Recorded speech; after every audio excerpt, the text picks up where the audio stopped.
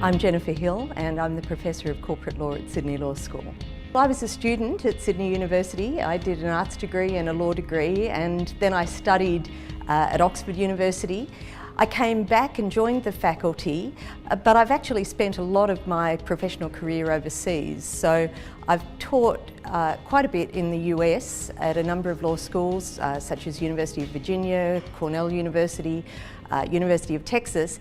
And I had quite a large stint between 2003 and 2010 when I was splitting my time between Sydney University and Vanderbilt University in the US. And so, you know, I've taught in both those jurisdictions, and a lot of my work is comparative. My research has been driven by a fascination about how different jurisdictions deal with common problems in corporate law and corporate governance. And so my research has a strongly comparative aspect to it. I don't just write about Australian corporate law, I write about Australian, US, UK, Asian. And that I just find a very fruitful and fascinating line of research. I've also been greatly affected, as I guess any corporate lawyer has in the last decade, by the corporate scandals and by the global financial crisis. And that's also driven a line of research for me. For example, I've looked at regulatory responses around the world to the Enron scandal and the way that tipped the balance towards stronger regulation when we were coming from a period of great deregulation. And that's also come to the forefront in relation to the global financial crisis. And so, for example, a recent book that I did was called The Regulatory Aftermath of the Global Financial Crisis.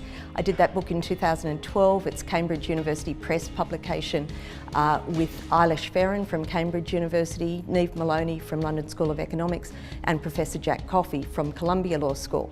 And what we wanted to look at in that book was the way that the global financial crisis had affected different jurisdictions and the way that it had driven changes in regulation. And so my portion of that book was actually called Why Did Australia Fare So Well in the Global Financial Crisis?